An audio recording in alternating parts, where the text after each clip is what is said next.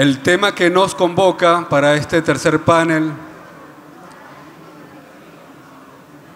Bolívar y la paz, y la constitución de un movimiento mundial por la paz.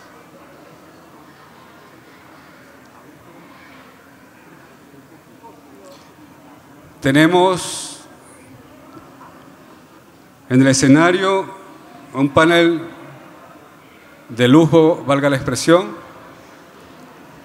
Son compañeras y compañeros que han dedicado su vida al ejercicio y defensa de la paz, de la justicia, de la humanidad, a partir de sus trabajos, su acción política, sus reflexiones, su producción literaria. Nos acompaña el profesor Ignacio Ramonet, desde España y Francia, Elisa Salvador de Angola, José Reinaldo Carvalho de Brasil, Fernando Buenavade de México y el general de división Jesús Sánchez Zambrano de Venezuela.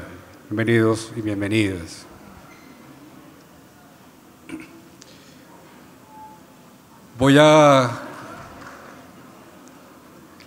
Con el permiso de los ponentes, voy a contar acá que gran parte de esta actividad se originó por una reflexión y una convocatoria que hemos atendido desde la Red de Intelectuales y Artistas en Defensa de la Humanidad, junto con el Instituto Simón Bolívar, por supuesto, con la camarada Blanca Ecod, y tiene que ver, profesor Ignacio Ramonet, con la entrevista que usted le hizo al señor presidente Nicolás Maduro en enero de 2022, que en los últimos 10 minutos de esa entrevista, que está disponible en el canal de YouTube del presidente Nicolás Maduro y que invito a todas y todos a ver esa entrevista tan importante y tan premonitoria del momento que estamos viviendo, se aborda por primera vez el concepto de la nueva época. El presidente Nicolás Maduro en esa entrevista hace un análisis, pero por supuesto, a partir de la pregunta que le hace nuestro querido amigo, camarada, profesor Ignacio Ramonet, del por qué él consideraba que estábamos viviendo una nueva época.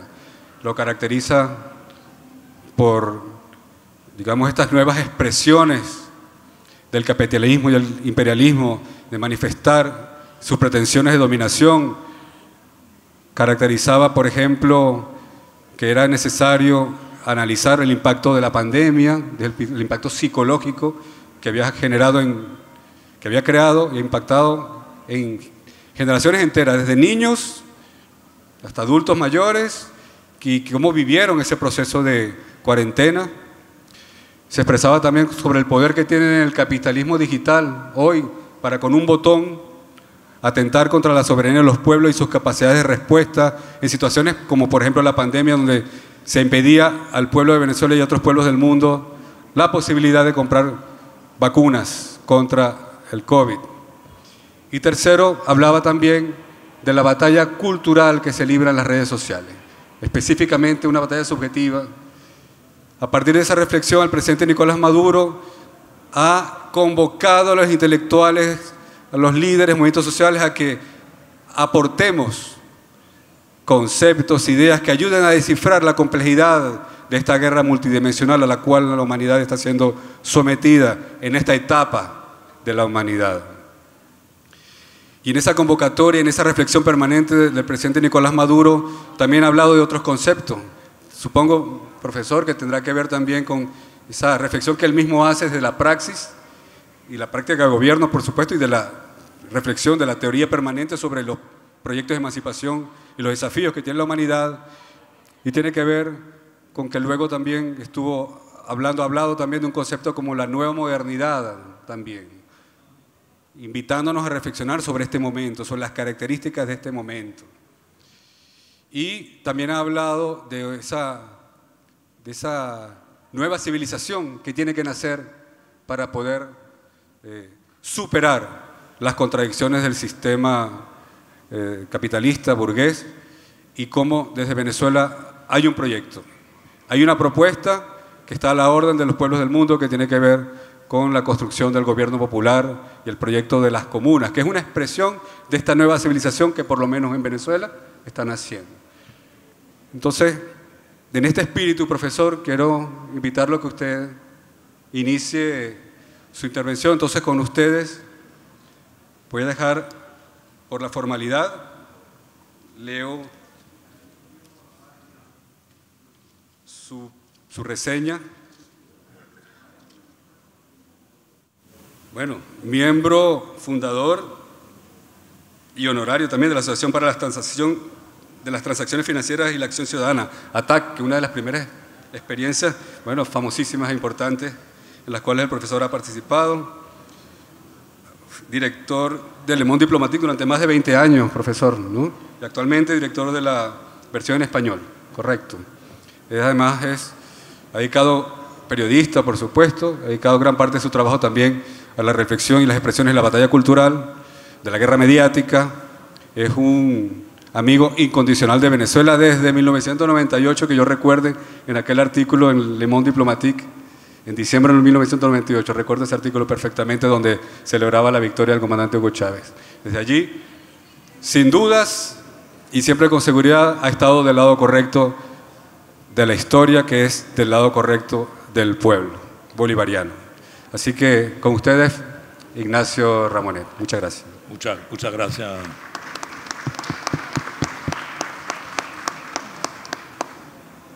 Muchas gracias, querido Sergio. Y aprovecho para agradecerte la invitación, porque tuviste la gentileza de proponerme de intervenir en este seminario. Creo que es muy oportuno este proyecto de reflexionar aquí esta tarde sobre la paz, ¿verdad? Muy oportuno en un mundo en plena transformación. Si tuviéramos que identificar los problemas principales que está viviendo nuestro mundo, podríamos decir que hay 2 o 3 problemas que son como ahora establecidos como problemas centrales y planetarios y que afectan al conjunto de la humanidad. Primero, obviamente, es el cambio climático. Lo que más está causando víctimas a través del mundo es el cambio climático. El hecho de que haya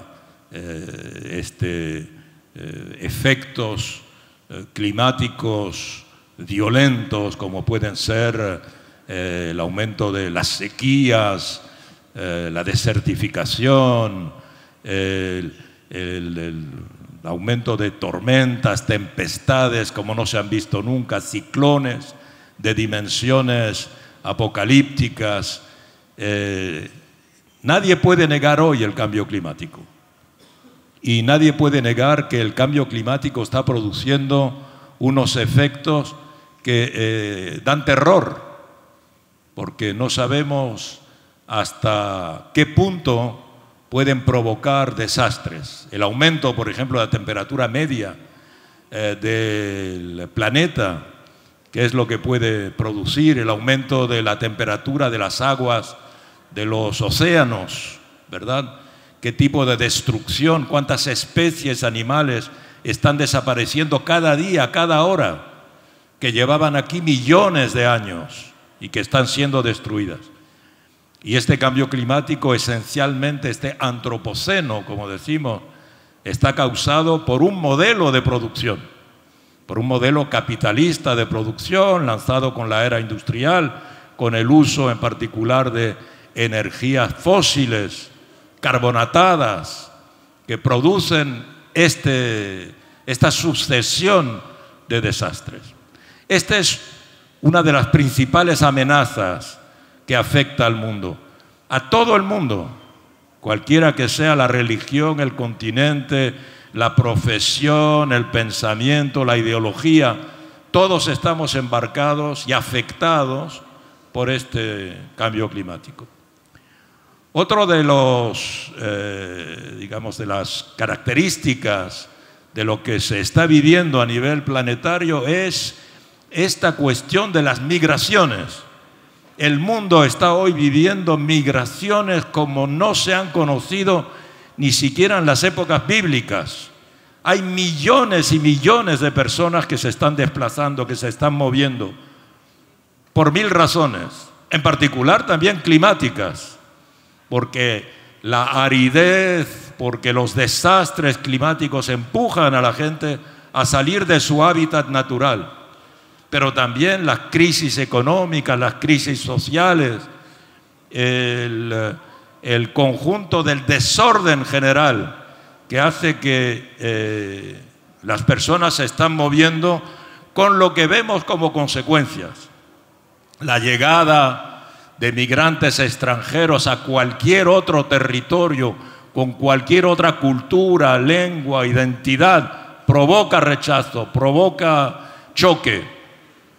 Y hoy es una característica muy internacional. Y una de las características es, por ejemplo, la subida de la extrema derecha, de las extremas derechas en Europa o en Estados Unidos. Como una de las consecuencias o una de las causas de la subida de la extrema derecha está en este rechazo por una parte de la sociedad de los migrantes. No es que no haya habido antes migraciones, pero no tenían y no han tenido la dimensión de las que vemos ahora.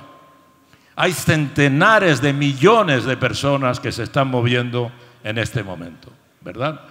Y contrariamente a lo que pensamos o lo que piensan los comentaristas que viven en los países occidentales, la mayoría de las personas en movimiento, los migrantes, estos movimientos se hacen en los países del sur. En los países del sur, que son algunos de ellos los más afectados por estas consecuencias climáticas, por consecuencias también económicas, sociales, políticas. La tercera gran característica que caracteriza al mundo de hoy es esta cuestión que citaba Sergio al instante y que es el efecto o los efectos no controlados del uso masivo de las nuevas tecnologías.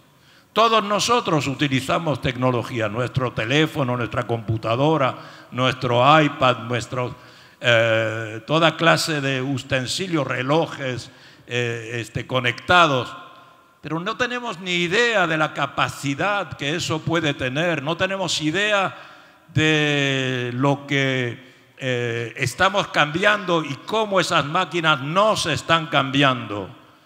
Esto es universal, y es universal y por consiguiente también es universal el efecto que esto está produciendo, el cambio fundamental en materia de comunicación que se está produciendo y que cambia la organización de la sociedad. Porque la sociedad se organiza esencialmente mediante la comunicación, evidentemente el debate, el diálogo, la discusión, el enfrentamiento ideológico, retórico. Todo eso está cambiando hoy día y, repito, por ejemplo, estas tres características que acabo de citar son generales y ya estaban cambiando el mundo. Y de repente llegan otras características y llegan otros efectos y llegan otros grandes cambios, que es lo que se produce en este momento. Y en particular, este cambio al que estamos asistiendo ahora desde hace muy poco tiempo, el hecho de que la guerra se ha transformado en una herramienta política de cambio. La guerra, que había sido erradicada teóricamente desde el final de la Segunda Guerra Mundial, porque Naciones Unidas se edifica sobre la idea de que hay que crear un lugar donde los pueblos, las naciones, los países, los estados se hablan y arreglan sus problemas mediante la negociación y el debate, y no mediante las armas, ese proyecto, esa idea, esa noble idea, está muriendo delante de nosotros en este momento. La guerra desde hace 2, 3 años vuelve a ser, repito, un instrumento de la política. Es la política expresada de otra manera, es la guerra. Azerbaiyán quiere recuperar o quiere apoderarse del Alto Karabaj. Ya no se discute, ya no se negocia, se ataca, se conquista, se expulsa a centenares de miles de armenios y se ocupa el territorio. Un grupo militar M23 en el este del Congo no está de acuerdo con las políticas de los refugiados de ruandeses que se encuentran en el este del Congo, ataca militarmente, conquista, expulsa, destroza, destruye, mata, aniquila, extermina.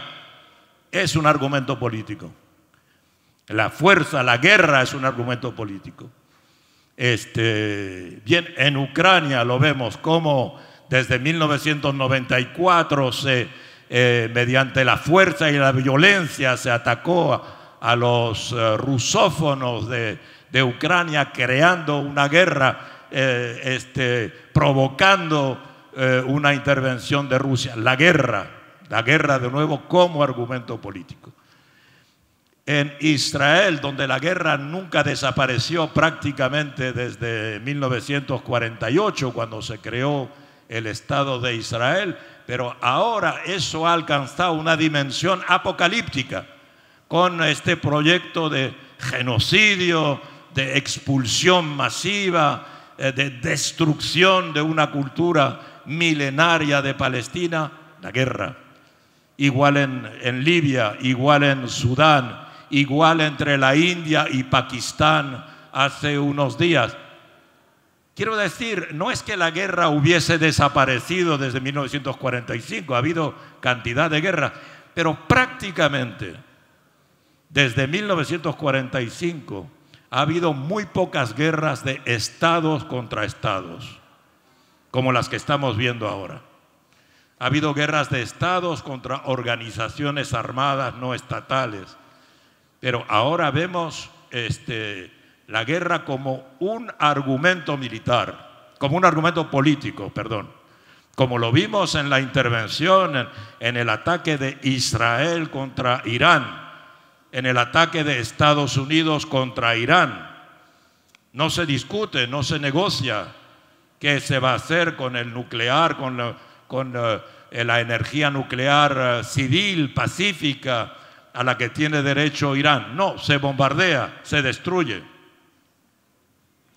Este es el mundo en el que estamos, en el que esta dimensión es una dimensión nueva, en la que el presidente Trump en particular, que llegó y hizo su campaña electoral diciendo que la mejor guerra era la que no se declaraba, está amenazando con su herramienta militar a decenas de países. Está amenazando con conquistar Groenlandia, está amenazando con anexionar Canadá, está amenazando con reocupar la zona del canal militarmente, donde ya tiene militares.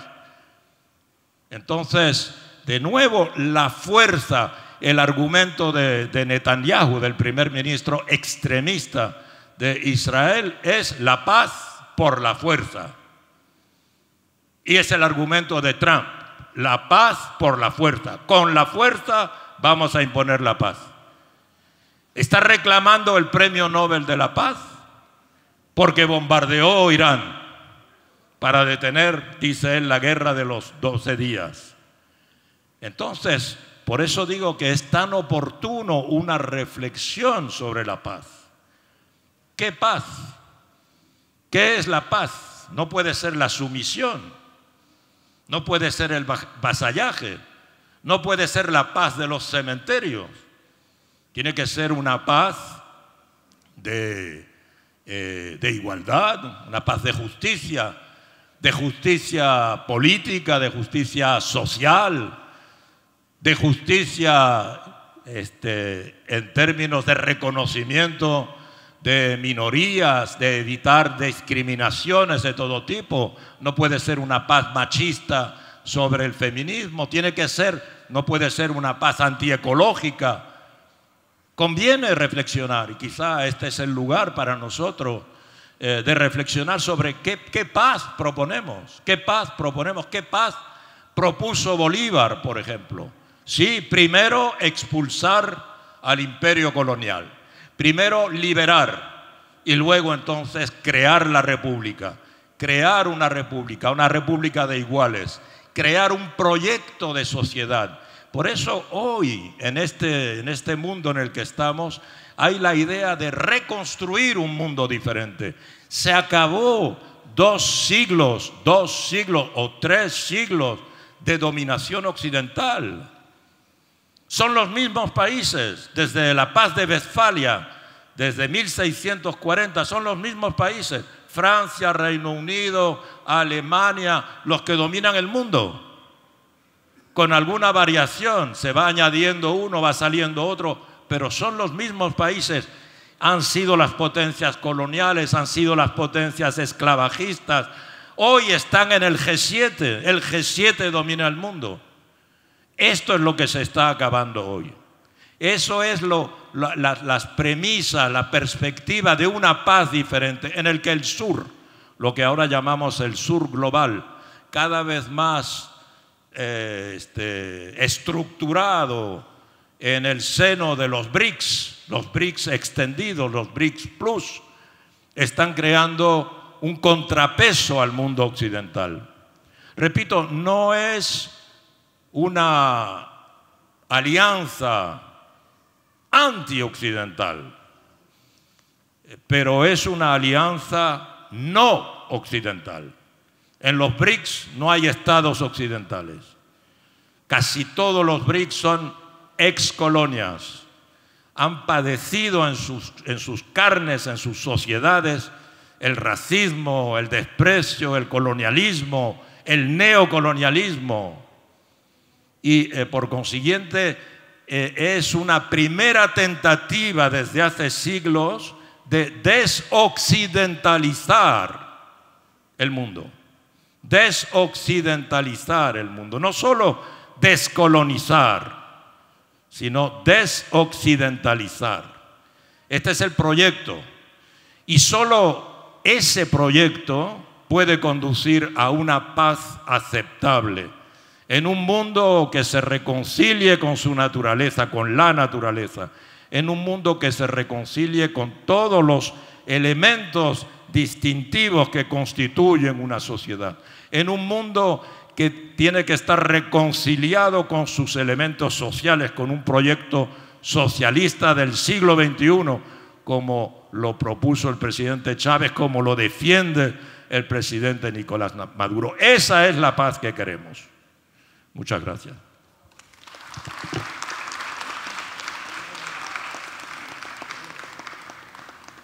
Muchas gracias, profesor Ignacio Ramonet. Y de inmediato vamos a recibir al general de división Jesús Joel Sánchez Zambrano, vicerrector de Extensión Universitaria de la Universidad Militar Bolivariana de Venezuela, magíster en Gerencia de Recursos Humanos. En el grupo de cadetes de la Academia Militar de la Aviación ocupó cargos como comandante del Escuadrón de Cadetes y comandante del Grupo Aéreo de Caza número 1. Y fue director de la Academia Militar de la Aviación Bolivariana y comandante de la Base Aeroespacial Capitán Manuel Ríos Bamari. El general trae una reflexión sobre Bolívar, ¿no?, y la autodeterminación de los pueblos.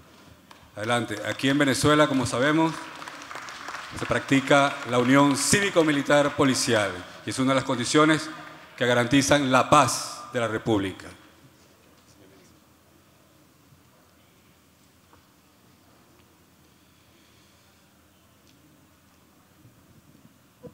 Bueno, muy buenas tardes para todos. De verdad que mi admiración, mi respeto por todos los ponentes que me han antecedido. Gracias por darnos tantas luces, por darnos todo ese conocimiento que nos une para seguir adelante con la soberanía y la independencia de todos los pueblos.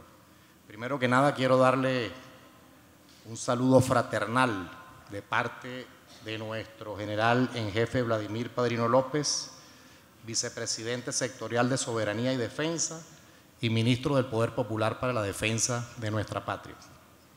Estimados compatriotas, distinguidos invitados, señoras y señores, nos encontramos hoy aquí en este espacio de reflexión, como lo han dicho muy certeramente todos los que han expuesto, espacio de reflexión y compromisos para honrar la memoria y el legado imperecedero de un gigante de nuestra historia, Simón Bolívar, el Libertador. Bolívar y la soberanía, defensa de la identidad y autodeterminación de los pueblos. Venimos escuchando bastantes conocimientos, bastante historia de parte de todos los que han expuesto.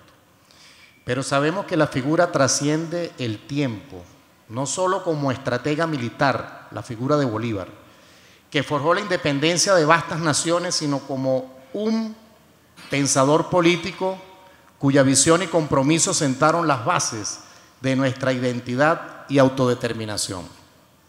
Su vida fue una entrega total a la causa de la emancipación americana, un oficio que, como él mismo confesó, era contrario a todos sus sentimientos, pero que asumió con una dedicación que iba más allá de la ambición, revelando una profunda obligación moral.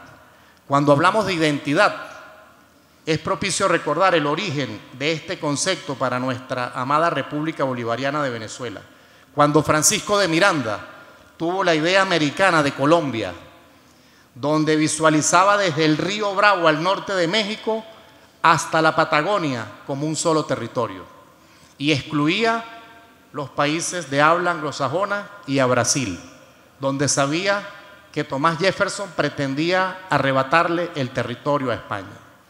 En la Constitución de 1811 se habló de Colombia la Grande y se refleja que nacimos para incorporar a los demás países de habla hispana. El Libertador indicó el Congreso anfitriónico que nombró el profesor en el panel anterior, de países liberados de España, y ordenó la primera reunión en Panamá, el corazón de América, pero fracasó, como bien lo explicó el profesor, porque Francisco de Paula Santander, una vez más, contrarió a Bolívar, invitando a Estados Unidos de América, a pesar de que el Libertador le dijera lo contrario. Ahí ya Bolívar definió y reafirmó nuestra identidad. No éramos anglosajones, no éramos españoles, somos una mezcla, como bien lo han dicho.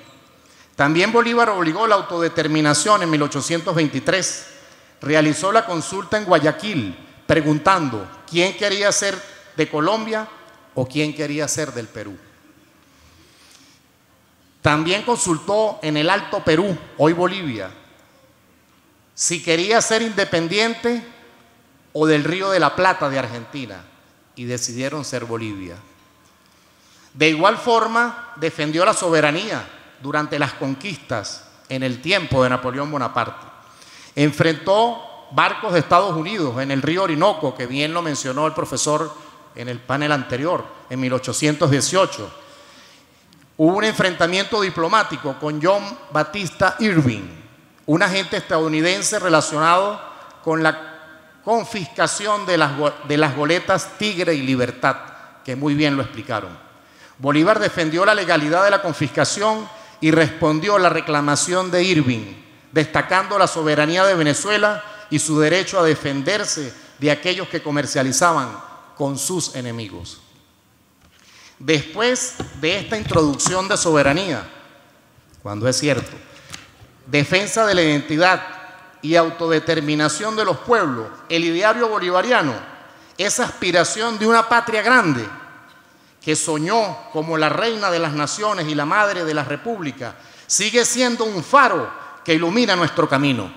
Su pensamiento es indispensable para comprender los cimientos de nuestras sociedades latinoamericanas. en un mundo en constante cambio, donde nuevas formas de injerencia y desafíos geopolíticos emergen. La vigencia de sus principios es más palpable que nunca. Su legado nos inspira a fortalecer nuestra identidad, a consolidar nuestra soberanía y a resistir cualquier intento de menoscabar nuestra autonomía.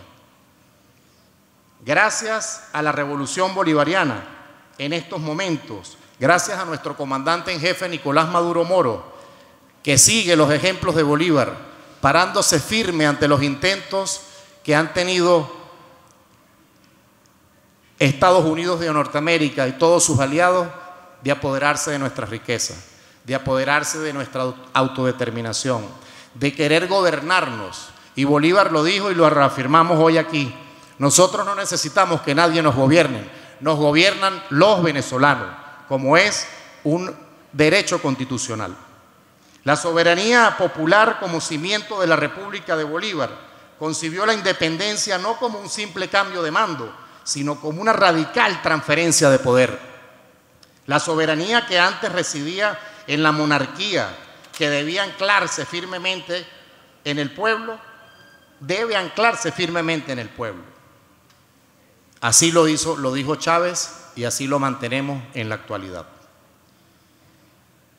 En su inmortal discurso de Angostura proclamó con vehemencia: dichoso el ciudadano que bajo el escudo de las armas de su mando ha convocado la soberanía nacional para que ejerza su voluntad absoluta para él. Un gobierno republicano ha sido y debe ser el de Venezuela. Sus bases deben ser la soberanía del pueblo, como lo tenemos en este momento. Esta visión representó una ruptura revolucionaria con el pasado monárquico. Sin embargo, Bolívar, con su agudo realismo político, comprendió que la libertad indefinida y la democracia absoluta pueden ser escollos que pueden conducir a la tiranía. Por ello, propuso un punto medio, la suprema libertad social, buscando un equilibrio entre los ideales democráticos y la necesidad de una gobernanza fuerte y estable que evitara la anarquía. La autodeterminación efectiva nos enseñó que requiere no solo de la afirmación de la voluntad popular, sino también de la construcción de instituciones sólidas y equilibradas. Y en esa construcción el Libertador fue categórico: el poder civil debía prevalecer sobre el militar. Una vez alcanzada la independencia, su célebre frase resuena con una fuerza inquebrantable: prefiero el título de ciudadano al de libertador, porque este emana de la guerra y aquel emana de las leyes. Esto no era una simple muestra de humildad, sino una profunda declaración filosófica. La verdadera soberanía reside en el Estado de Derecho, en las leyes y en las instituciones civiles que sostienen una sociedad libre. Es un llamado a la desmilitarización del poder, un paso crucial para la consolidación de nuestra autodeterminación. La construcción de una identidad latinoamericana propia. Bolívar fue un visionario al articular una identidad latinoamericana única, diferenciada tanto de la europea como de la indígena. Nos describió como una especie media entre lo aborigen y lo español, reconociendo la complejidad de un pueblo que es un compuesto de África y de América, que una emanación de la Europa. Esta caracterización no fue una mera observación demográfica, fue un acto fundacional para nuestras naciones emergentes.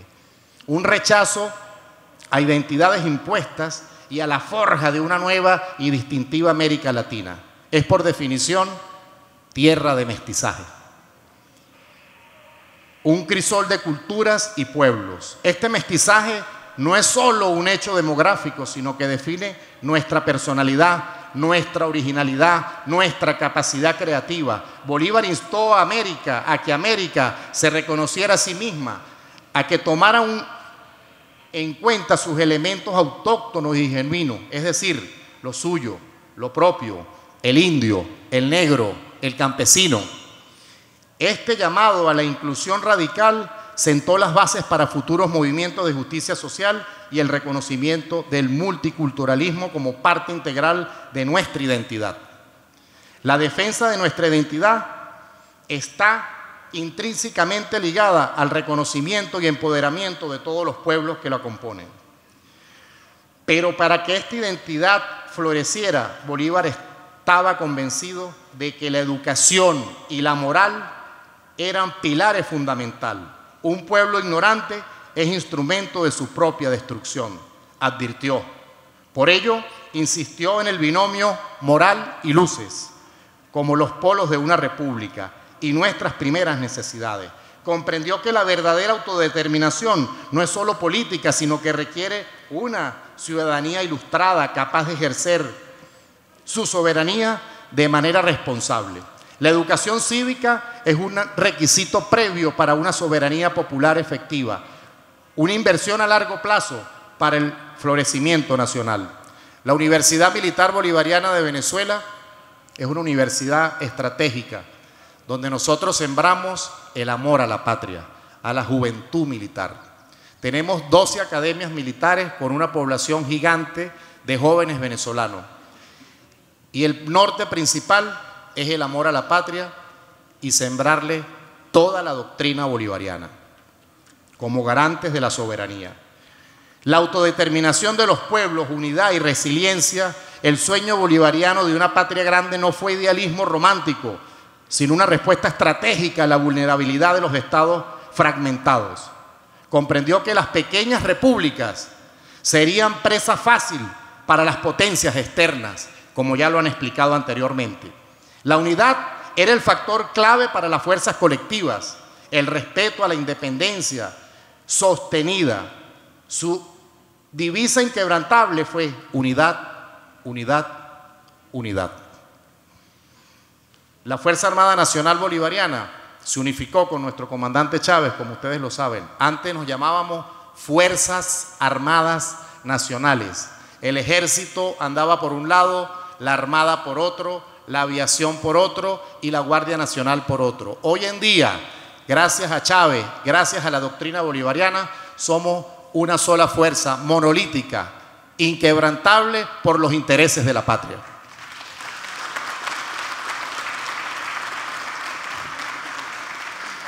La creación de la Gran Colombia, que abarcó Venezuela, Colombia, Ecuador, Perú, Panamá, Bolivia, fue su intento más ambicioso de matricular esta visión, buscando una confederación de repúblicas que garantiza la estabilidad, la prosperidad y la defensa mutua. Sus acciones militares y políticas, desde la campaña admirable hasta la abolición de la esclavitud y la redistribución de tierras, no solo liberaron territorios, sino que buscaron ampliar la base social de la revolución, fortaleciendo la nueva república mediante la integración de grupos marginados. Esto demuestra el vínculo intrínseco entre la justicia social y la autodeterminación nacional. Bolívar fue un visionario que desde sus primeros escritos advirtió el peligro que la República del Norte, Estados Unidos, representa para la unidad y la verdadera independencia de las antiguas colonias españolas del sur. Aquí podemos ver la imagen de Thomas Jefferson, por favor, donde él coloca esa lámina y con esto vamos a culminar. Como lo podemos observar ahí, Thomas Jefferson, todos lo conocemos, un expresidente de Estados Unidos en su momento, él en 1786, 3 años, como todos sabemos, había nacido Bolívar. Y en 1786, solo 3 años después de que Gran Bretaña reconociera la independencia de Estados Unidos, uno de sus padres fundadores, Thomas Jefferson, sentenció lo siguiente, cito: nuestra confederación debe ser considerada como el nido desde el cual toda América, así la del norte como la del sur, habrá de ser poblada. Mas cuidémonos de creer que interesa a este gran continente expulsar a los españoles. Por el momento aquellos países se encuentran en las mejores manos y solo temo que éstas resulten demasiado débiles para mantenerlas. Sujetos hasta que nuestra población haya crecido, lo suficiente para írselas arrebatando pedazo a pedazo. Thomas Jefferson en 1786, pero ya había nacido el grande, el visionario, Bolívar, 3 años antes. El legado bolivariano en el siglo XXI es un faro para la región. La figura de Bolívar se erige como un símbolo perdurable de libertad, unidad y resistencia contra la opresión. Su ideario ha sido la inspiración de corrientes políticas como el bolivarianismo, que retoma sus principios fundamentales de unidad latinoamericana. Ahora sí voy a terminar, estimado amigo. En el complejo panorama de un mundo multipolar, las ideas de Bolívar sobre la unidad regional y la defensa de una identidad propia adquieren una pertenencia sin precedentes. La integración regional se percibe hoy como la forma contemporánea de la independencia latinoamericana. Para finalizar, podemos resaltar el imperativo de la unidad, la dignidad, la visión de Simón Bolívar sobre la soberanía popular, la identidad mestiza, la educación cívica y la unidad continental se mantiene como una hoja de ruta esencial para una América Latina fuerte y digna. La persistente apelación a estos principios a lo largo de los siglos, a pesar de los periodos de fragmentación y la influencia externa, sugiere que representan aspiraciones fundamentales y profundamente arraigadas en nuestra conciencia colectiva por la dignidad, la autonomía y la autorrealización. No son meras reliquias históricas, sino fuerzas activas que moldean nuestro discurso político y nuestros objetivos sociales. Inspirados por el legado de Bolívar, los pueblos de América Latina presentes, el imperativo de seguir forjando nuestro propio destino. Como lo reforzó nuestro comandante eterno Hugo Chávez Frías y lo mantiene con valentía nuestro comandante en jefe de la Fuerza Armada Nicolás Maduro Moro, esto implica defender activamente nuestra identidad, consolidar nuestra soberanía a través de instituciones robustas y una participación ciudadana plena y fortalecer la unidad regional como un baluarte inquebrantable contra toda injerencia externa. Este llamado a la acción no es solo retórico, es el reconocimiento de que el proyecto bolivariano es una tarea histórica en curso, inacabada. La soberanía y la autodeterminación no heredan pasivamente, sino se deben ser definidas y construidas activamente por cada generación. Y para cerrar, estimados amigos, compañeros, compatriotas, quiero hacer una pregunta para dejarla en la mente de todos. Si nosotros escuchamos todo esto y hacemos una síntesis de ideas o hacemos un diálogo con el público sobre el paralelo histórico entre la época de Bolívar y el presente, todo lo que querían los españoles, todo lo que quieren los norteamericanos y sus lacayos amigos en este momento contra Venezuela y contra los países hermanos. Es importante dejarlo en la mente de todos y reflexionar también cómo ampliar sus ideas en la defensa de la soberanía hoy. La Fuerza Armada Nacional Bolivariana somos un instrumento de paz, pero nos preparamos para la defensa militar de nuestro territorio, para la defensa de la soberanía y la defensa de la revolución bolivariana y la defensa de nuestra autodeterminación. Muchísimas gracias. Que vivan los pueblos unidos, unidos venceremos por siempre. Que viva la patria. Muchísimas gracias. Venceremos. Gracias, me pasé 2 minutos.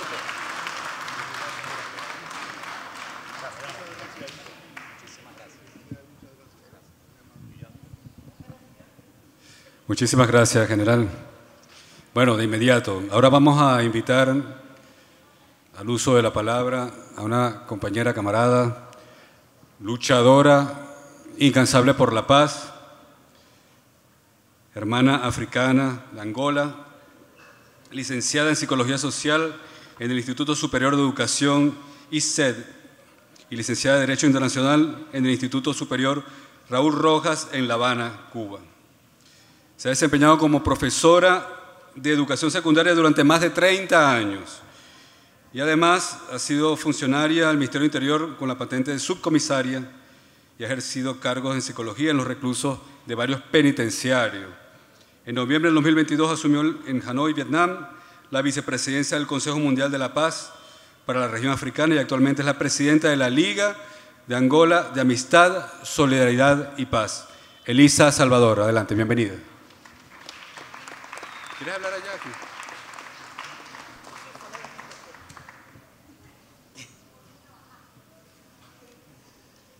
Muchas gracias.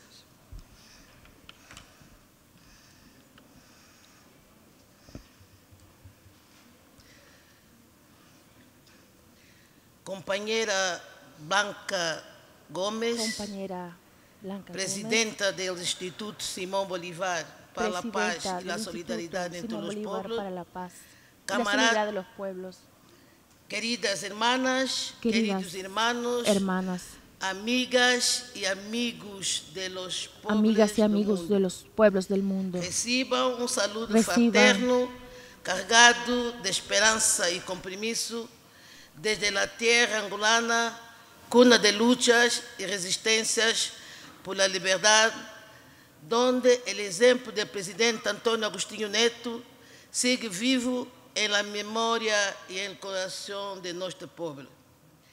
Es para mí un honor participar en este foro internacional por una humanidad que se celebra aquí en Caracas, esta hermosa ciudad que nos acoge una vez más para compartir este espacio de encuentro necesario en tiempos donde el clamor por la paz y la justicia resuena desde todas las regiones del sur global. Estamos aquí reunidos no solo para intercambiar ideas, sino para reafirmar convicciones, para tener puentes y para fortalecer nuestras luchas comunes por un mundo más digno, justo y solidario. En ese espíritu, quiero compartir con ustedes algunas reflexiones que he titulado La paz y la felicidad para nuestros pueblos en las ideas de Bolívar y Neto, dos grandes hombres, dos gigantes de nuestra historia, Simón Bolívar y Agostinho Neto, que desde sus trincheras de lucha, con su pensamiento y acción, supieron entender que sin unidad no hay paz y que sin paz no hay posibilidad de felicidad para nuestros pueblos. Esta intervención es una invitación a mirar sus legados con ojos actuales y recoger sus banderas y seguir caminando hacia la paz como cultura, como derecho, como proyecto colectivo. Porque como ellos, creemos que la humanidad tiene que rehacerse desde nuestros territorios, desde nuestras raíces y desde nuestras convicciones más profundas. Gracias por me permitir compartir estas palabras. Comecemos com nossa ponência. Agora sim, vou falar em português. Muitas graças, companheiros.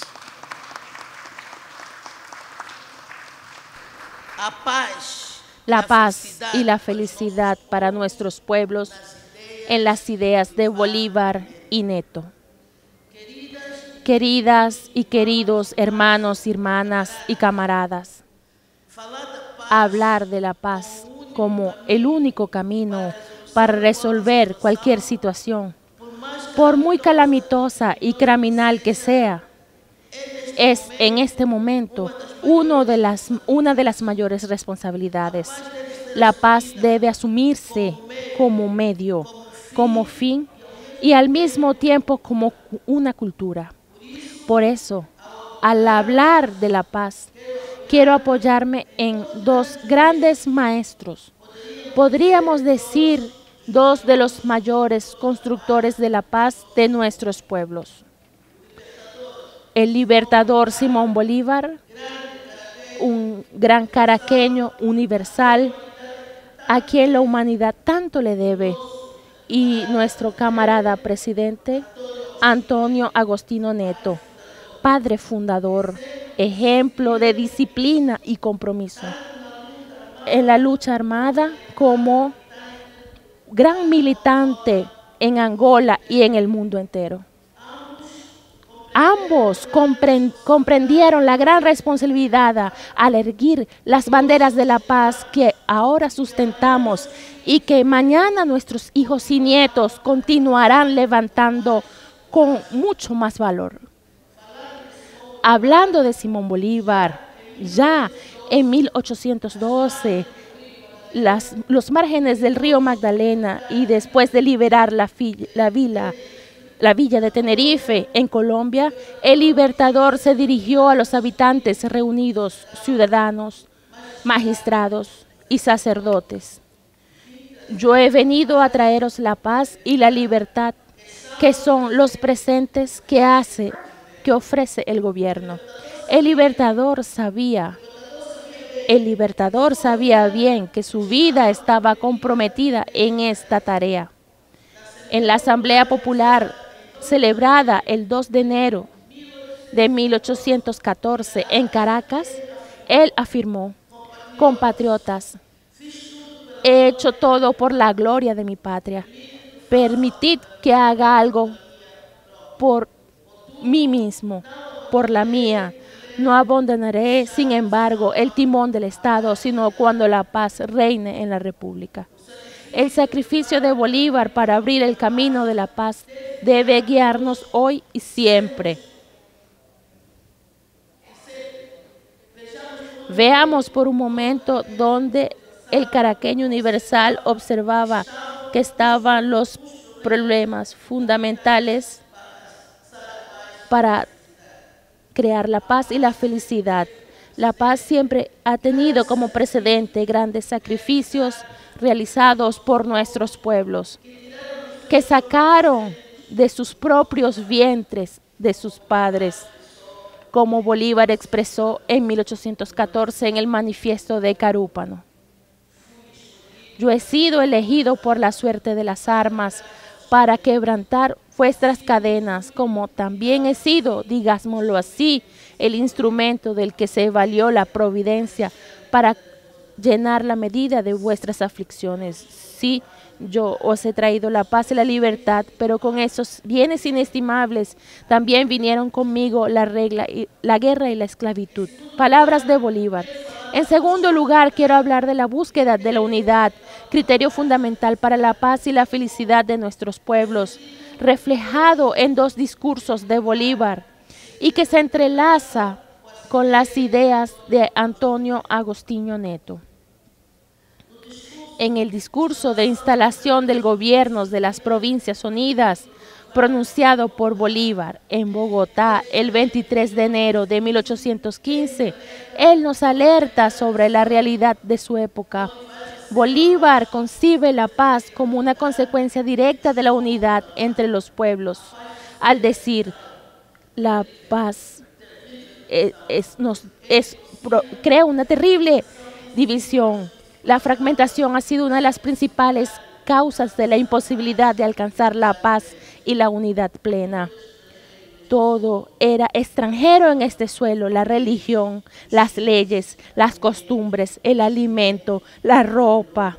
Todo era de Europa y nada le debíamos imitarlo siquiera. Como seres pasivos, nuestro destino se limitaba a llevar dócilmente el freno que con violencia y rigor manejaban nuestros dueños.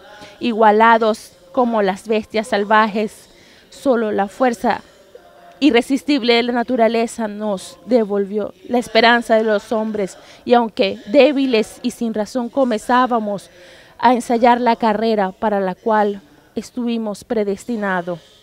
Por su parte, Agostinho Neto denunciaba: estos enemigos utilizan a su favor todas las contradicciones que pueden encontrar en la sociedad dominada, factores raciales, tribales, de clase u otros. Sobre ellos construyen sus bases de explotación y las mantienen modificando su apariencia cuando ya no pueden sostenerlas. Así, en África, ya no es la dominación política formal la que puede prevalecer, pero nadie se ha liberado de la dominación económica. Neto nos advierte que los enemigos de la liberación no solo actúan mediante la dominación directa, sino que manipulan las divisiones internas de las sociedades oprimidas para mantener su control.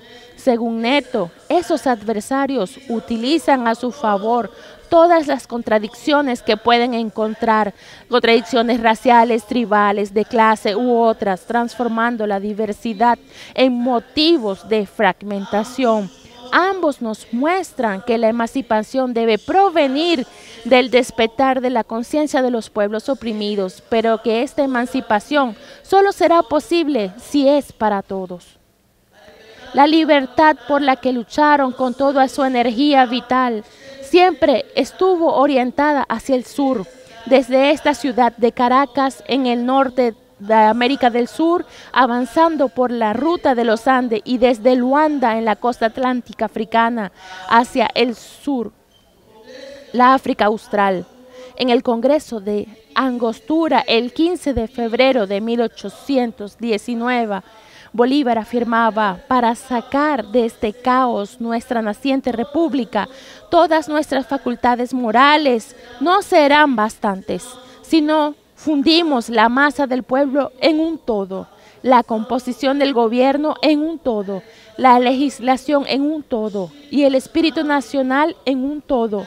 Unidad, unidad, unidad debe de ser nuestra divisa, y para ello es necesario educar, formar integralmente para la paz, para la felicidad. El Libertador insistía en que la educación popular debe ser el cuidado primogénito del amor paternal del Congreso. Moral y luces son los polos de una república. Moral y luces son nuestras primeras necesidades. Netos, por su parte, también nos exhorta a mantener la unidad cuando alerta sobre los peligros del divisionismo. En su discurso del 12 de junio de 1977 en la ciudad de Luanda, dejó una serie de lecciones que consideramos básicas, fundamentales para reforzar el camino de la paz y la felicidad de nuestros pueblos. La primera tarea de un revolucionario es reconocer y condenar el divisionismo que causó tragedias y retrocesos en el pasado y que aún hoy lo siguen haciendo. Tanto Bolívar como Neto denunciaron la existencia del divisionismo y la necesidad de combatirlo. No debemos entonces subestimar ninguna brecha de facciones o intenciones veladas de dividir nuestros movimientos o alejar nuestros partidos de la verdadera esencia social, cultural, espiritual y económica que son nuestros pueblos. Estos grandes hombres también nos advirtieron que todos los divisionistas juegan a favor del imperialismo y se entregan a él. Son capaces de matar a sus hermanos, sabotear y destruir su país, vender su patria con el único objetivo de derrocar el gobierno. Por eso eligen bien el momento de atacar, y por la misma razón los pueblos revolucionarios del sur global debemos mantener la cohesión y la fuerza de nuestras luchas históricas, que no son otras más que la lucha por una humanidad humana. Por eso hacemos un llamado a la unidad en la búsqueda de la paz, especialmente a la juventud, como un factor decisivo en la defensa de nuestros pueblos. El imperialismo sabe bien que la base fundamental para las transformaciones necesarias de nuestros destinos para alcanzar la paz y la felicidad se encuentra en la participación de la juventud y en su compromiso con las luchas. Como advertía nuestro camarada Neto, hay que avanzar hacia la necesaria liberación económica, produciendo para fomentar las transformaciones de nuestras realidades y elevando la producción tanto en cantidad como en calidad, y en consonancia con eso, utilizar la acción comunicativa como herramienta revolucionaria, no dejar los esfuerzos comunicativos solo en manos de nuestros gobiernos. Es necesario que todos nos comprometamos a mostrar la injerencia extranjera y la participación de los traidores en la inestabilidad de nuestras naciones, con lo que avanzaremos con cohesión y fuerza en la unidad necesaria hacia una unidad de paz. Termino con la poesía de Neto en La voz igual, llegados a tiempo. El pueblo camina incansable hacia el reencuentro para redescubrirse y hacer en las melodías y las aromas ancestrales la modificación progresiva de los sacrificios a los dioses, en las violencias sagradas y en los ritos sociales, en la revivificación y la amorosa adoración de los muertos, en el respeto por los vivos, en las prácticas orgánicas del nacimiento y la muerte, en la iniciación de la vida y el amor, en el pacto milagroso entre el hombre y el cosmos, del caos al reinicio del mundo para el comienzo progresivo de la vida, y entrar en el concierto armonioso de lo universal, digno y libre, pueblo independiente con una voz igual desde este amanecer vital sobre nuestra esperanza. Muchas gracias.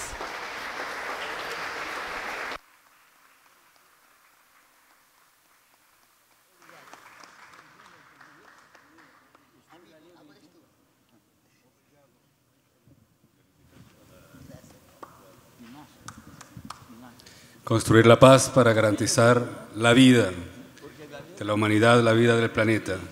Inmediatamente vamos con otro militante de organizaciones que se dedican a la defensa de la paz, de la humanidad. Desde Brasil, nuestro hermano José Reinaldo Carvalho, del Centro Brasileño de Solidaridad con los Pueblos y Lucha por la Paz, Sebrapaz. Es periodista, por supuesto es presidente de Sebrapaz y es dirigente político del Partido Comunista de Brasil. Bienvenido, hermano. Muchas gracias.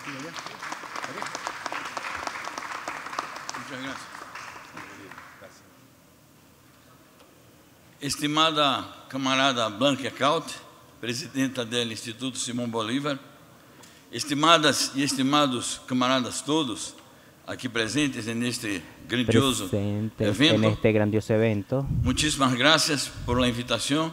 Es un honor para mí. Gracias por la invitación. Es un honor para mí personalmente. Para Sebrapaz participar en este foro sobre el tema urgente de la humanidad humana, que es luchar por la paz. Permítame seguir con la sesión de la lusofonía. Yo voy a hablar también en portugués.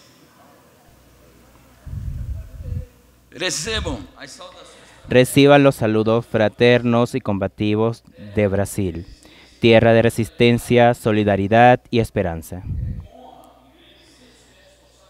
Me dirijo a ustedes con honor y sentido de responsabilidad en esta conferencia internacional dedicada a la construcción de un nuevo mundo, un mundo de paz, justicia y soberanía para todos los pueblos. Traigo a la reflexión dos temas interconectados y profundamente actuales, propuestos por la organización de este evento: Simón Bolívar y la paz, y el movimiento mundial por la paz en la coyuntura internacional contemporánea. Una coyuntura marcada por una brutal ofensiva imperialista y al mismo tiempo por transformaciones inéditas que anuncian el amanecer de una nueva era multipolar. Simón Bolívar, el libertador, es recordado principalmente como el gran estratega militar y político de la independencia de América Latina. Pero Bolívar fue también y principalmente un pensador de la paz, no de una paz pasiva, resignada o sumisa al poder colonial. sino de una paz conquistada mediante la lucha firme contra la dominación, en favor de la soberanía de los pueblos y la unión de las naciones hermanas. Al proclamar que la unión nos salvará, Bolívar no hablaba solo de alianzas políticas, invocaba la solidaridad entre los pueblos como base de una paz duradera y verdadera. Su propuesta de un congreso anfictiónico en 1826 en Panamá fue un intento precoz y visionario de construir un sistema regional de seguridad y cooperación entre los estados recién liberados, inspirado en la soberanía popular, la defensa mutua y la no agresión. Esto nos muestra que Bolívar comprendía la paz como algo inseparable de la libertad nacional, la justicia social y la integración latinoamericana. Hoy, frente a las amenazas que se ciernen sobre nuestra región y el mundo, el legado bolivariano renace con fuerza. No se trata de una simple memoria histórica, sino de una orientación estratégica para quienes luchan por la paz real, fundamentada en la autodeterminación, la dignidad y el desarrollo soberano. Bolívar es actual porque la lucha contra el neocolonialismo sigue viva y la bandera de la Unión Latinoamericana que él levantó con tanto ardor es indispensable para que nuestros pueblos no sean arrastrados a la guerra, al saqueo y a la sumisión. Camaradas, vivimos en una coyuntura internacional extremadamente peligrosa y al mismo tiempo llena de un potencial liberador. De un lado, el imperialismo estadounidense y europeo intensifica su ofensiva global. Impone sanciones unilaterales a decenas de países. Promueve intervenciones militares encubiertas o abiertas. Aplica bloqueos criminales como los que asfixian a Cuba, Venezuela e Irán. Patrocina golpes de Estado. Manipula organismos internacionales y principalmente a los multilaterales y en su forma más cruel apoya genocidios como el que ocurre hoy en Palestina, donde el pueblo resiste heroicamente a la barbarie del régimen colonial de apartheid sostenido por potencias occidentales imperialistas. Hoy la paz está amenazada por el expansionismo de la OTAN, el brazo armado del imperialismo, por la política armamentista y belicista de Washington, por el financiamiento de guerras proxy, como ocurre en Ucrania y en Gaza, y por las amenazas constantes contra países soberanos como China, República Popular Democrática de Corea, la República Bolivariana de Venezuela, la Nicaragua sandinista y la República Islámica de Irán, entre otros. El imperialismo estadounidense, en su crisis estructural, recurre a la guerra como instrumento de dominación económica y política, destruye el derecho internacional, desacredita a la Organización de Naciones Unidas e impone una lógica de confrontación permanente al sistema internacional. Pero, camarada, hay otro lado, otra cara en esta ecuación histórica. Los días 16 y 17 de junio de este año, en la ciudad de Salvador, en Bahía, tuvo lugar la reunión regional para las Américas y el Caribe del Consejo Mundial de la Paz, CMP, con la participación de representantes de diversas organizaciones de la región, además de autoridades brasileñas y miembros del gobierno del estado de Bahía. Entre las organizaciones internacionalistas solidarias estaba el Instituto Simón Bolívar, representada por su presidenta y la vicepresidenta. En aquel evento, la Coordinación de las Américas del Consejo Mundial de la Paz abordó como tema central la formulación de acciones estratégicas para enfrentar los desafíos de la coyuntura política regional, con énfasis en la proclamación de América Latina y Caribe como zonas de paz. Como ustedes saben, esta proclamación fue de la segunda reunión de la CELAC realizada en nuestra querida y heroica Cuba socialista. Constatamos que se agrava la crisis multidimensional enfrentada por los pueblos de la región, marcada por el aumento de las desigualdades sociales, la ofensiva de las oligarquías y de la derecha y extrema derecha, el avance de fuerzas neofascistas y la intensificación del intervencionismo y el militarismo promovido por los Estados Unidos. Destacamos la denuncia enérgica contra las políticas agresivas del gobierno estadounidense. La exigencia de devolución del territorio de Guantánamo a Cuba, la condena de las declaraciones imperialistas de Donald Trump y el rechazo de su política migratoria racista. Asimismo, reiteramos la solidaridad incondicional con la Revolución Bolivariana de Venezuela y su lucha incesante para profundizar y consolidar, mediante su programa de transformaciones, las conquistas de democracia popular y la lucha por el socialismo del siglo XXI, considerando las particularidades nacionales. El CMP en las Américas reafirmó el compromiso con la solidaridad activa para los pueblos bajo ocupación, con la lucha del pueblo palestino contra los crímenes de guerra de Israel y con la necesidad de ampliar el impacto público de la denuncia del genocidio en curso en Palestina. Se denunciaron las acciones xenófobas contra migrantes venezolanos y el secuestro de más de 252 ciudadanos venezolanos en cárceles en El Salvador, campos de concentración, que son parte de una estrategia imperialista para justificar una intervención directa contra la soberanía del país. Es con un gran júbilo que recibimos hace pocos días la noticia de la victoria política, diplomática y humanista de Venezuela, del gobierno liderado por el presidente Nicolás Maduro, que es la liberación de los ciudadanos venezolanos que permanecieron secuestrados y sometidos a la desaparición forzada en un campo de concentración salvadoreño patrocinado por los Estados Unidos. También se condenó la permanente injerencia de los Estados Unidos en los asuntos internos de este país bolivariano, caracterizada como parte de una guerra multifactorial contra esta revolución. El encuentro condenó las medidas coercitivas unilaterales impuestas por potencias hegemónicas, reafirmo, contra países como Cuba, Venezuela y Nicaragua, y se exigió el fin inmediato de los bloqueos y sanciones que afectan gravemente los derechos humanos y el desarrollo de los pueblos. Se rechazó también la persecución internacional contra las brigadas médicas cubanas, símbolo del internacionalismo y la solidaridad entre naciones, y se denunció la presión de los Estados Unidos sobre países que mantienen la cooperación con Cuba.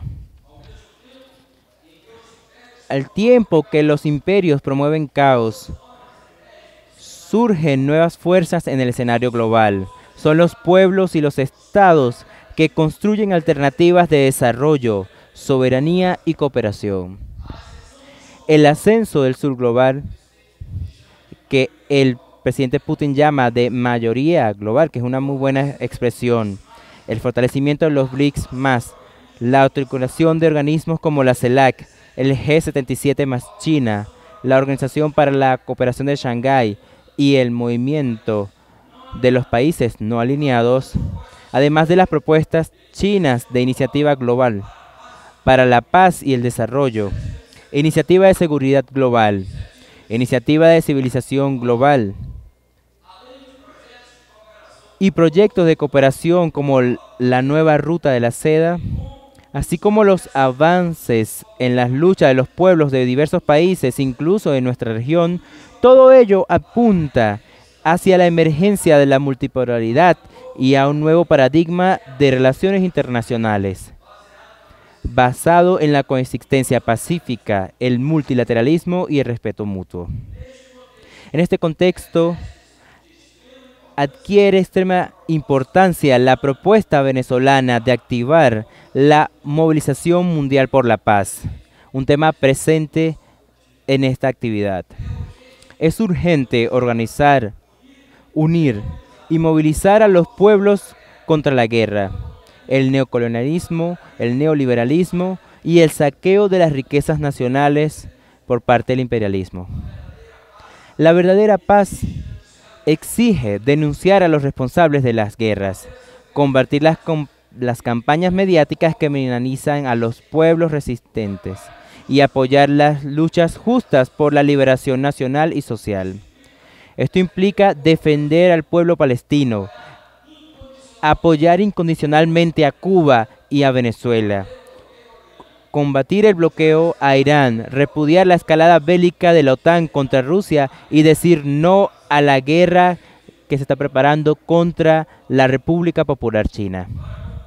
Para concluir, camaradas, preguntamos, ¿qué nos corresponde hacer ante este escenario dantesco?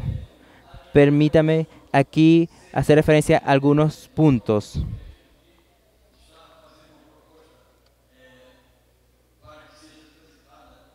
Pasar una propuesta a este evento, pero hacer unos vínculos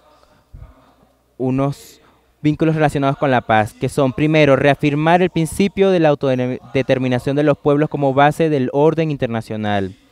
El principio de autodeterminación es uno de los pilares fundacionales del derecho internacional moderno y de la propia idea de paz entre las naciones.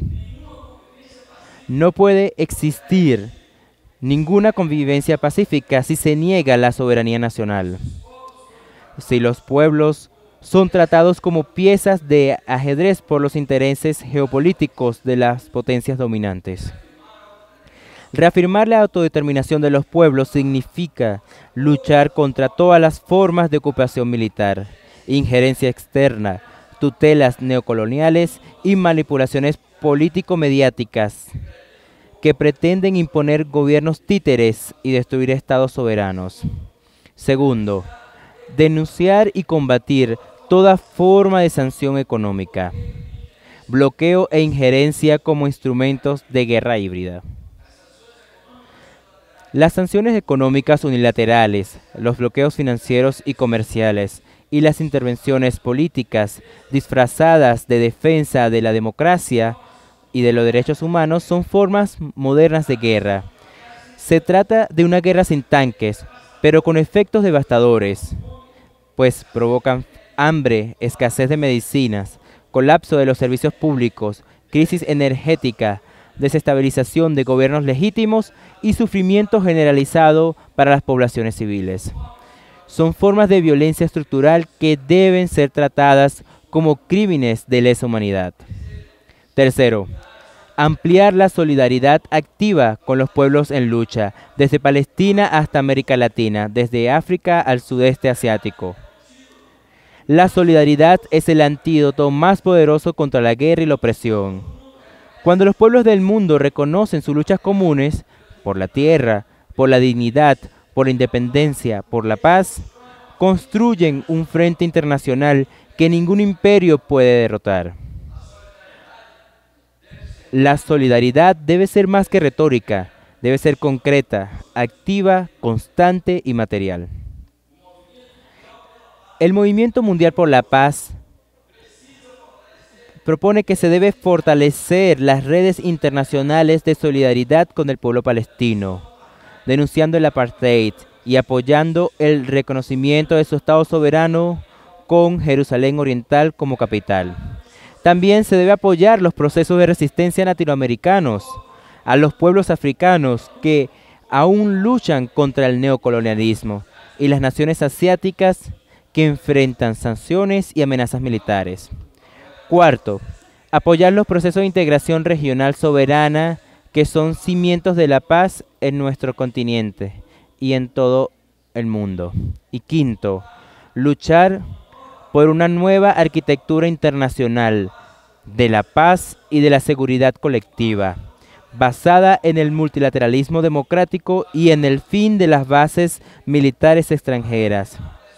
Para concluir, pido permiso para traer aquí rápidamente la denuncia como brasileño de las sanciones impuestas por el gobierno fascista e imperialista de Donald Trump contra nuestro país.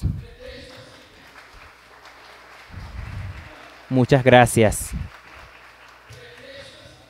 Se pretende que sería una guerra comercial, pero los Estados Unidos tienen superávit comercial con Brasil. No hay explicación lógica desde el punto de vista comercial, de comercio exterior y económico para imponer sanciones a un país. ¿Qué necesidad hay? En la verdad, Donald Trump está haciendo una injerencia indebida en los asuntos internos de Brasil para intentar proteger a su aliado de la extrema derecha, el ex ocupante del Palacio del Planalto, que intentó implantar una dictadura mediante un golpe en nuestro país y será castigado por la justicia de Brasil.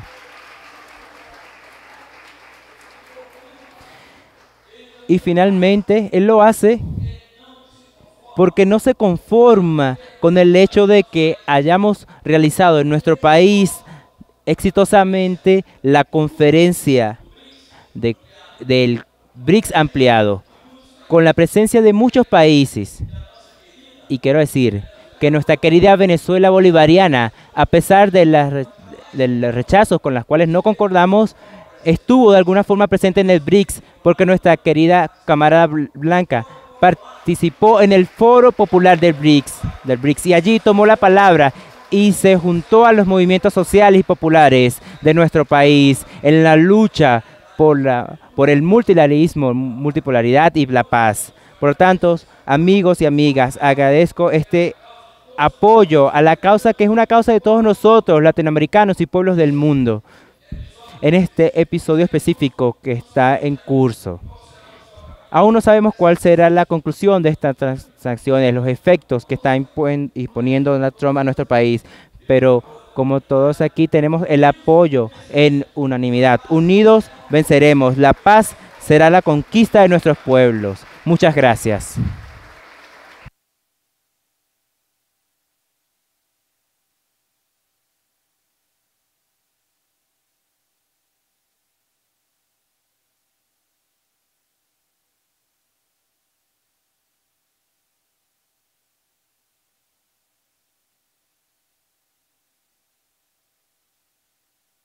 Paso a recordar rápidamente la agenda de mañana. De 8:30 a 9:30 vamos a estar en los actos conmemorativos del natalicio del Libertador en el Mausoleo del Libertador. Luego tenemos 9:30 acá el panel 4, Bolívar y la Suprema Felicidad del Nuevo Mundo y las alternativas del sur global. Y luego vamos a la tribuna antiimperialista acá en la Plaza Bolívar. Bueno, y para cerrar esta tarde, compañero mexicano, actualmente radicado en Buenos Aires, doctor en filosofía, especialista en comunicación y semiótica, fundador de un proyecto súper interesante en Argentina que se llama un Centro de Investigación e Información Shane McBride. Actualmente es rector internacional de la Universidad Internacional de las Comunicaciones, la UICOM, así como el profesor Ramonet también es parte del Consejo Consultivo de Telesur. Con ustedes, un amigo de Venezuela también, un hermano, gran luchador de las ideas, fundador también de la Red Intelectuales y Artistas en Defensa de la Humanidad, Fernando Buenabad. Bienvenido, hermano.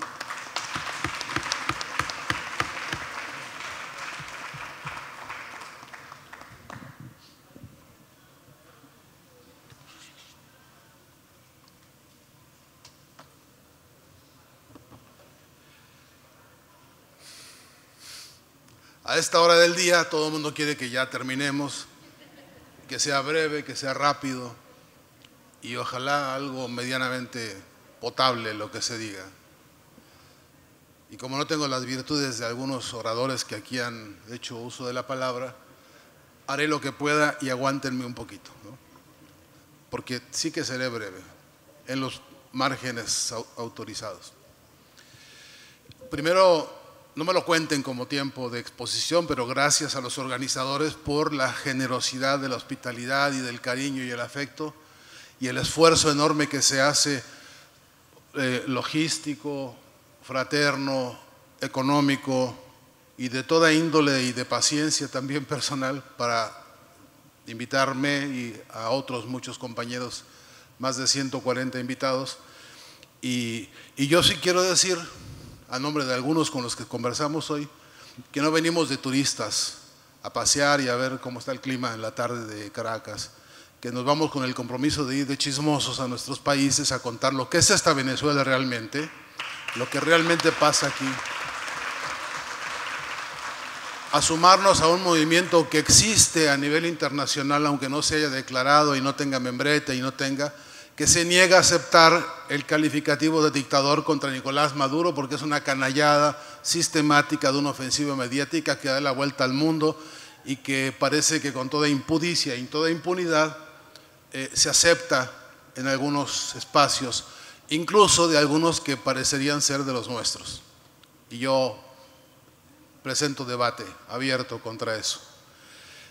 Gracias a Sergio, este señor con el que hemos trabajado hace mucho tiempo, ha sido especialmente generoso en esta invitación y en los saludos, y yo me siento obligado a agradecerle a él, porque se lo agradezco a su mamá, a Carmen, con quien hace años desde la red de intelectuales también he sido beneficiado de su generosidad y hospitalidad. Y bueno, gracias al pueblo de Venezuela, ¿no?, por educarnos. A mí me ha educado este pueblo en tantas cosas, y no tendré tiempo para ni hacer la lista de lo que debo a este país y por supuesto ni siquiera en la lista ser capaz de dar profundidad a lo que mi corazón siente por este país. Un día les contaré algunas intimidades de mi vínculo con los venezolanos que son verdaderamente delicias humanas, ¿no? Bueno, llegó el día, un día llegó en este continente en que los pueblos decidieron hacerse independientes. Un día llegó en que allá don Miguel Hidalgo en México, junto con José María Morelos y Pavón, la emprendieron con un proyecto de revolución de independencia. Produjeron un acontecimiento semiótico particularmente importante y muy interesante para los que nos dedicamos a esto, y es que la Virgen de Guadalupe, que sirvió como instrumento, como emblema de dominación contra nuestros pueblos, como lo que alguna vez decía Marx, como opio del pueblo, pasó a ser el estandarte del proyecto independentista mexicano. Y nada menos que Miguel Hidalgo, con la Virgen de Guadalupe, encabezó, junto con ese pueblo que estaba levantado en armas, un pueblo en armas, emprendió la aventura extraordinaria, humanista, filosófica, política, poética, de construir su independencia. Inconclusa todavía. Alguien hace rato discutió el problema de la segunda independencia y reconocía aquí que el propio comandante Chávez corrigió y dijo, no hay segunda, es la misma continuada, ¿no? Así pasó en México, así pasó en Argentina, así pasó por todos lados, la independencia de nuestros pueblos, inconclusa y continuada, y continuando en 1000 procesos, en 1000 facetas. Ocurrió un día que los pueblos se decidieron a esto, y por los tiempos distintos, por los procesos distintos, fueron saldándose etapas distintas. Aquí ocurrió un día en que el mismísimo Simón Bolívar tenía a la vista en sus manos, etcétera, la decisión, incluso el acta, ¿no?, de independencia, el documento, la constancia, lo que se decía, la independencia jurídica, ¿no? No queremos depender más de ese reino que había hecho, como hizo en todo el continente, los monstruosidades más macabras que uno puede imaginar. Podríamos, Carmen, un día con hermanos historiadores, en mi beneficio seguro, conocer la vida diaria de los procesos de violencia que previos a la independencia andaban sueltos como demonios por estas tierras, ¿no? Las canalladas de los abusos de los terratenientes contra las mujeres, contra los niños, contra todo mundo, en la clave de la esclavitud. Las torturas, las vejaciones, el hambre, el abandono, el frío, la pobreza, el desprecio, el maltrato, el cúmulo de canalladas que fueron capaces de prodigar los terratenientes, el latifundismo en este continente, un día se encontró con un proyecto de independencia que sigue en marcha. Pero ese día que llegó, también vino acompañado de otra reflexión de independencia que a mí particularmente me interesa estudiar y aprender, porque el propio Bolívar dijo, pues como que no nos alcanza con tener un acta de independencia. Ahora hace falta también pensar independientemente, construir, como lo dijo alguna vez, la patria en el sentido común, parir la patria en el sentido común, en lo que todos sentimos, el sentirnos patria y patriotas, como se entendió el concepto de patria en ese proceso de independencia. Entonces, había que construir no solamente los espacios para pensar de manera independiente.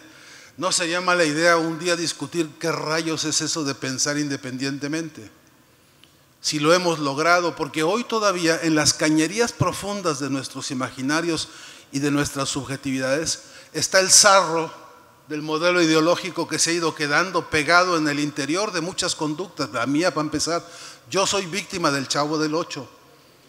Lo padecimos en mi país durante décadas.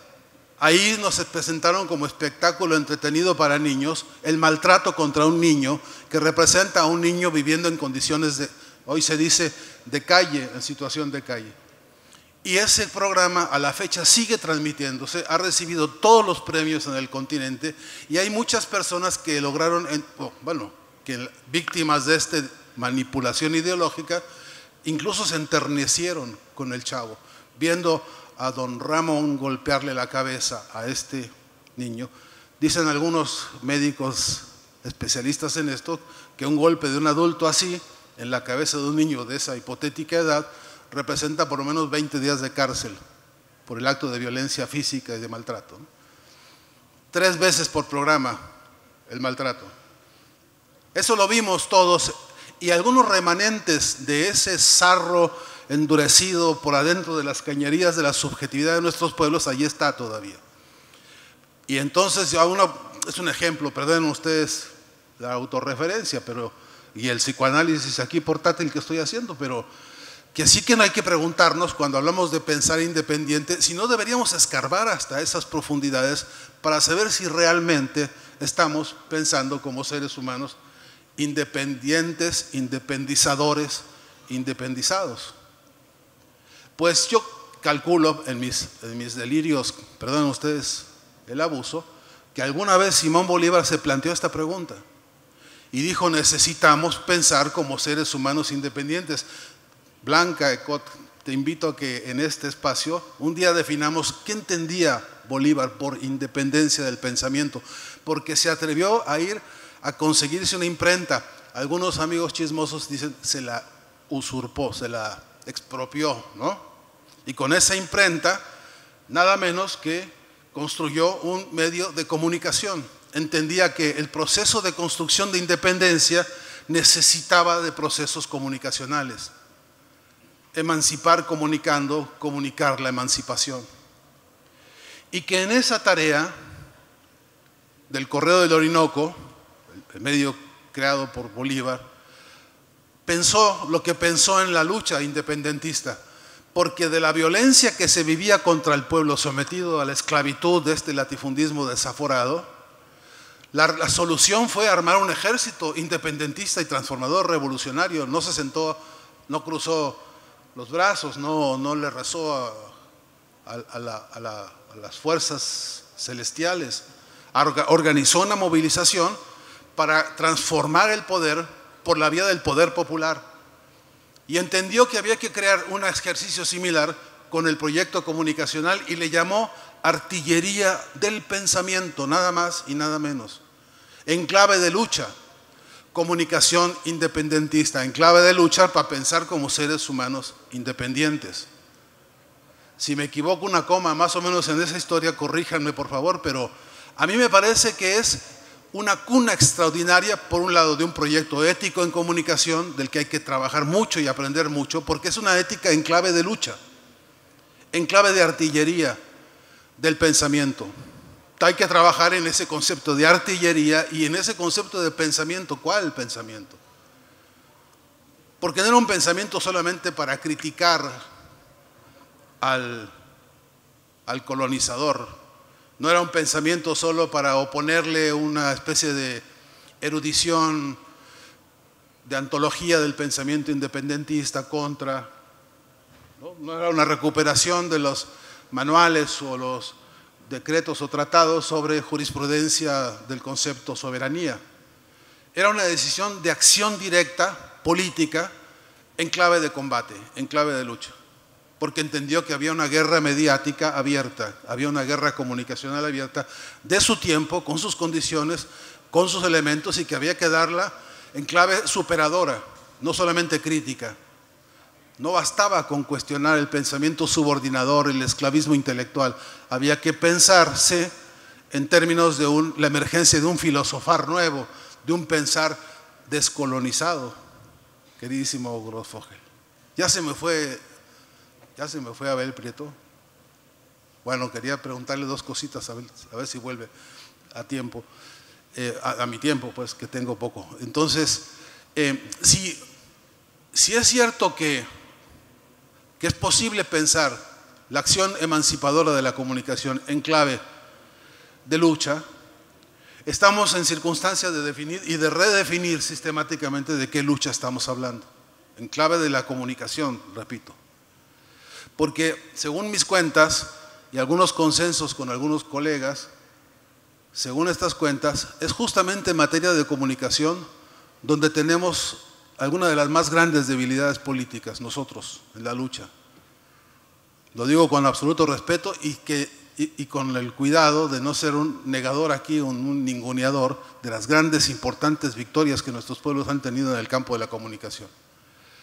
Pero también pensando en clave de la insuficiencia todavía, porque todavía somos víctimas de una situación de guerra comunicacional global en la cual parece permanentemente estamos atrapados, o por las redes de ellos, porque tenemos un problema de dependencia tecnológica gravísimo, porque tenemos un problema de dependencias semánticas también serias, porque tenemos un problema de dependencias financieras también muy importantes, y porque sigue siendo el gran desafío de todos los desafíos el que podamos construir un proyecto de unidad comunicacional que nos dé la voz potente, el clamor continental, el clamor mundial, que nos diga ya basta del genocidio en Gaza, y que se escuche esto no solamente como un reclamo del hartazgo, sino como lo que parece ser el sentir mundial. Hay voces por todo el planeta diciendo una y otra vez, todos los días, ya basta de esto. Esto no está bien, esto no lo quiere la humanidad, esto no. La moral de la especie que sigue viva les dice, esto está mal, compadre. Y sin embargo, esos poderes que financian y que pagan guerras cognitivas, que financian y que pagan todo esto de los ataques de guerras psicológicas, etcétera, no solamente no están dispuestos a escuchar, sino que lo que están dispuestos es a continuar con ese genocidio que, para colmo de todos los colmos, para obscenidad de todas las obscenidades, es un gran negocio para ellos, es un gran negocio para ellos. Estos crímenes que vemos inaceptables, que nos hieren los ojos, que nos hieren el alma, esto que vemos tan inaceptable, es un gran negocio, es una industria. Quizá hoy, quizá a esta hora, la industria que mueve más dinero, más riquezas, más poderes en el planeta. Así de absurda la situación, así de loca. Y que en clave de reflexionar a Bolívar, en clave de reflexionar al Bolívar de la comunicación, que finalmente planteó artillería del pensamiento, ¿para qué? Pues para pacificar a la patria grande, para llegar a una paz en la cual fuese posible voltear la ecuación. No es posible la paz en un mundo silenciado, no es posible la paz en un mundo que está recortado a la censura de los medios, de sus modos, de sus relaciones de producción. No es posible pensar la paz como quisiéramos pensarla, atrapados en esto que apenas nos da oportunidad de ciertos episodios de guerrilla semiótica en las redes o en los medios distintos. No es posible tener que remar en la realidad actual en condiciones tan adversas, y quizá la más adversa de todas, y ahí prometo que concluyo, la más adversa de todas, que es no lograr la unidad de nuestras fuerzas comunicacionales continentales. No haber podido construir la plataforma en la que nos pongamos de acuerdo en 5 puntos para la unidad, no la uniformidad, la unidad de los diversos, de los distintos, la unidad que propuso el informe McBride en el año 80. Un solo mundo, voces múltiples, por un nuevo orden mundial de la comunicación y de la información.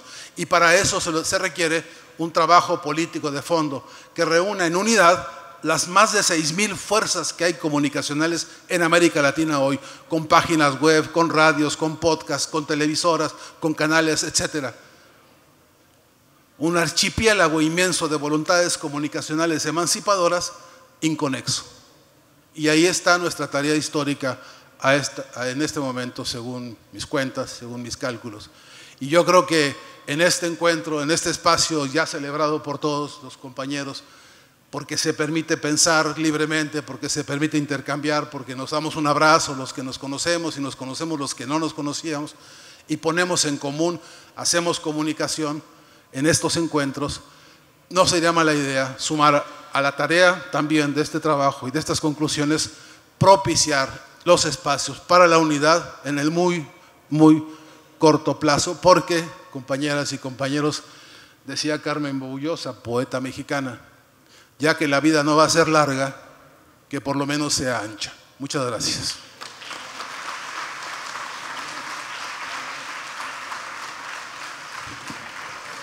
Muchísimas gracias, profesor Fernando Buenavad. En nombre, por supuesto, del Ministerio del Poder Popular para las Relaciones Exteriores, el Instituto Simón Bolívar para la Paz y la Solidaridad entre los Pueblos, de la Red Intelectuales y Artistas en Defensa de la Humanidad, del Gobierno bolivariano, del pueblo bolivariano, queremos agradecer en primer lugar a los y las ponentes del día de hoy que aceptaron la invitación y que han venido a compartir con nosotras y nosotros sus reflexiones sobre estos temas tan cruciales.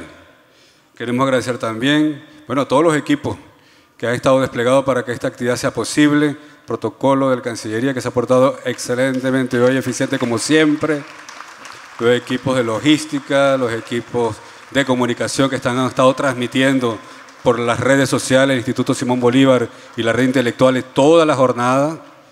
Y queremos convocar, por supuesto, de nuevo para mañana a las 8:30 en los actos conmemorativos natalicios de nuestro libertador Simón Bolívar, nuestro padre Simón Bolívar, nuestro principal motor intelectual, político, cultural, emocional de esta jornada.